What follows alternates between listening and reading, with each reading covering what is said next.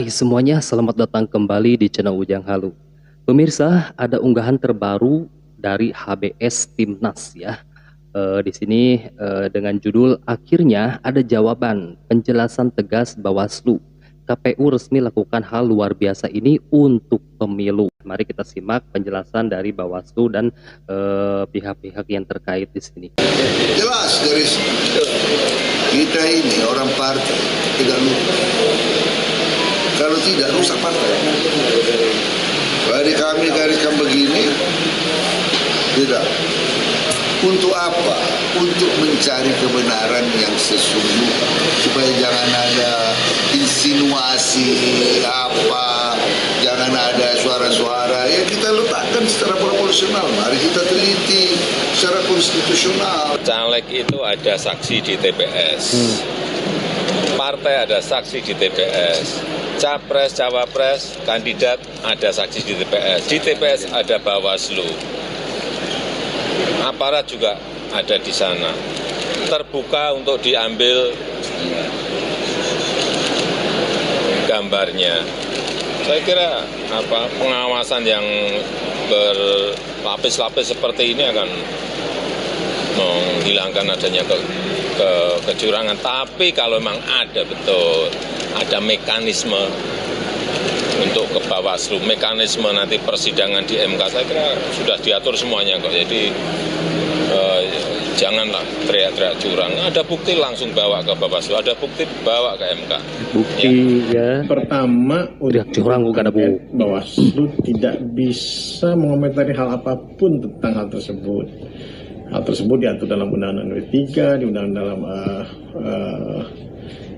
dan prosedur hak dalam di DPR kan, di Undang-Undang Dasar.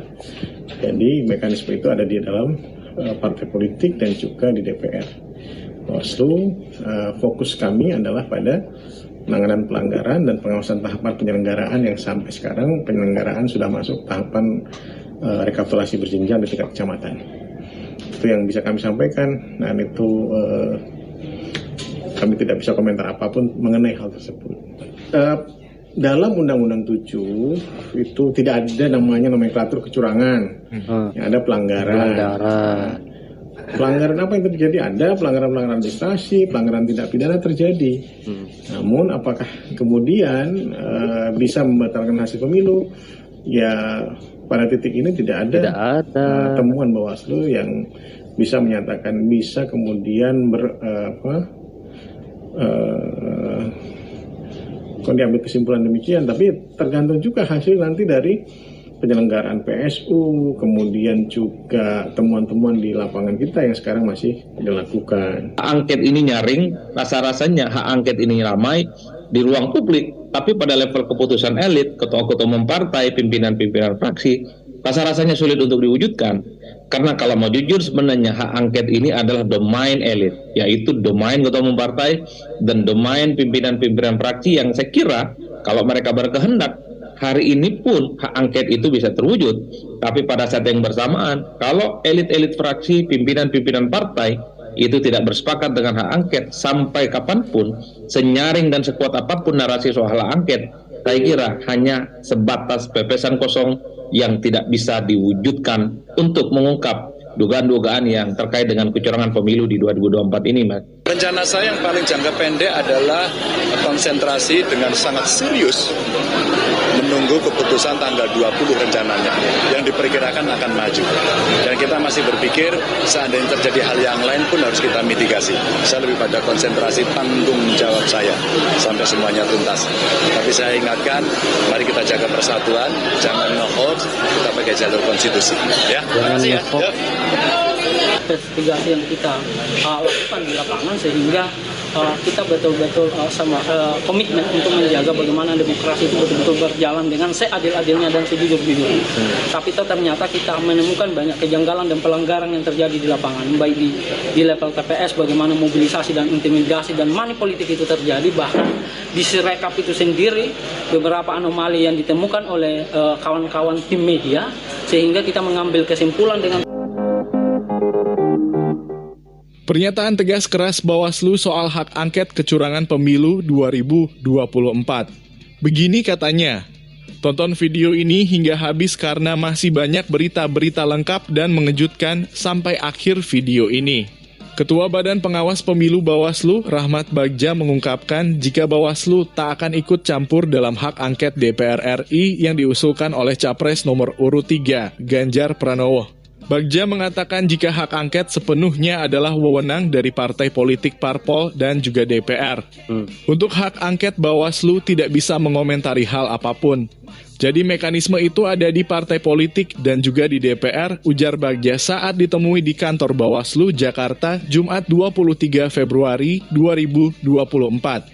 Bagja menegaskan jika Bawaslu saat ini berfokus pada pelanggaran-pelanggaran dan juga pengawasan tahapan pemilu 2024. Fokus kami adalah pelanggaran-pelanggaran dan tahapan pengawasan. Sampai sekarang penyelenggaraan pemilu sudah sampai tahapan rekapitulasi berjenjang di tingkat kecamatan, jelas Bagja. Anies Baswedan buka peluang gugat hasil Pilpres 2024 ke MK. Begini penjelasannya. Calon Presiden nomor urut 1 Anies Baswedan tidak menutup peluang menggugat hasil pemilihan umum dalam kurung pemilu 2024 ke Mahkamah Konstitusi. Anies bakal menggunakan seluruh saluran yang ada sesuai jalur konstitusi. Tidak ada jalur yang opsinya ditutup, semua terbuka, kita hormati semua, kata Anies usai pertemuan di Wisma Nusantara, Jakarta Pusat, Jumat 23 Februari 2024. Anies mengatakan tim hukum nasional Anies Baswedan Muhaimin Iskandar tengah mengumpulkan data dan fakta. Hal itu dinilai penting sebagai bahan untuk menggugat. Pada fase ini yang penting kumpulkan dulu, nanti baru ditentukan lewat jalur mana saja, papar dia. Sementara itu Anies merespons wacana pengguliran hak angket di DPR.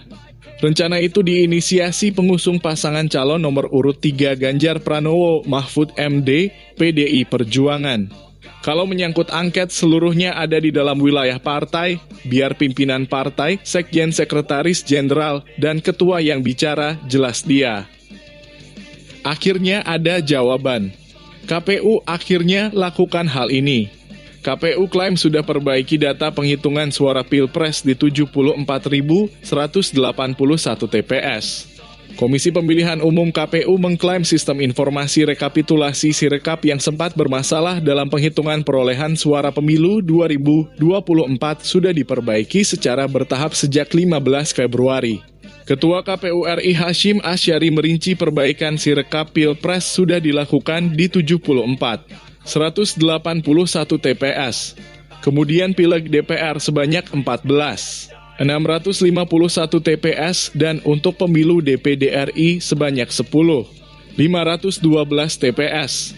Sedangkan data anomali dalam Sirekap untuk pemilu DPRD Provinsi dan pemilu DPRD Kabupaten Kota dilakukan proses perbaikan data oleh KPU Provinsi dan KPU Kabupaten Kota.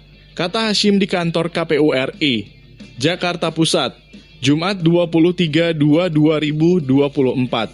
Hashim menambahkan manajemen data Sirekap telah mengimplementasikan layanan komputasi awan alias cloud sesuai dengan surat edaran Menteri Komunikasi dan Informatika nomor 3 tahun 2021.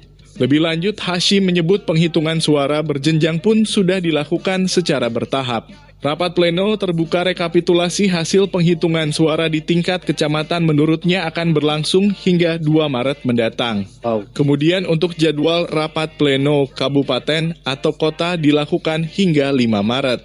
Pleno provinsi tanggal hingga 10 Maret, pleno nasional dilakukan sejak 22 Februari hingga 20 Maret. Sementara rapat pleno PPLN berlangsung hingga 22 Februari, bisa dikatakan teman-teman di luar negeri sudah selesai semua di 128 PPLN.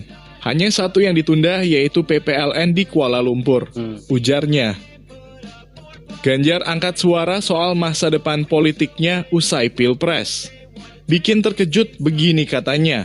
Calon Presiden nomor urut 3 Ganjar Pranowo angkat suara soal masa depan politiknya dan apa yang akan ia lakukan ke depan usai Pilpres 2024. Ganjar mengaku saat ini hanya ingin fokus pada rencana jangka pendek mengawal hasil penghitungan suara di Komisi Pemilihan Umum KPU. Dia tak menjawab rencana jangka panjangnya jika hasil penghitungan KPU tetap memenangkan Prabowo Subianto Gibran Rakabuming. Rencana saya yang paling jangka pendek adalah konsentrasi dengan sangat serius menunggu keputusan tanggal 20 Maret rencananya yang diperkirakan akan maju. Ganjar saat usai menghadiri acara relawan di kawasan Menteng, Jakarta Pusat, Jumat 23/2/2024. Ganjar mengaku masih mengantisipasi segala sesuatu yang bisa saja terjadi hingga pengumuman resmi dari KPU. Dia mengaku ingin fokus pada tanggung jawab hingga semuanya tuntas.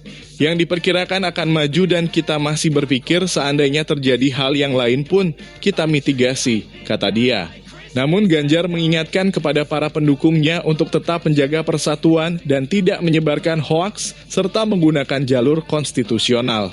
Saya ingatkan mari kita jaga persatuan. Jangan ngehoaks kita pakai jalur konstitusi ya, kata dia. Komentar jujur Rocky Gerung mengaku curiga Prabowo terhadap Golkar setelah menang Pilpres. Pengamat politik Rocky Gerung mengungkapkan kecurigaan Capres nomor urut 2 dari Koalisi Indonesia Maju Prabowo Subianto terhadap Partai Golkar setelah menang Pilpres 2024. Rocky Gerung merasa Prabowo Subianto mencurigai Partai Golkar tidak akan sepenuhnya tunduk dalam koalisinya di parlemen sehingga belum menentukan arah kabinet untuk pemerintahannya. Kan tetap orang semacam Pak Prabowo masih mencurigai apakah Golkar akan sempurna nanti di dalam satu paket koalisi yang bertahan sampai di parlemen. Ucapnya dikutip populis. ID dari YouTube Rocky Gerung Official, Jumat 23 Februari 2023. Pasti nggak tuh? Karena Golkar punya urusan sendiri. Selama Jokowi masih kuat, Golkar akan tunduk pada kepimpinan, sementara Jokowi di koalisi. Tapi Jokowi melemah ya Golkar bisa jadi radikal bebas untuk kembali pada prinsip-prinsip pragmatisme dia kan. Imbuhnya. Oke.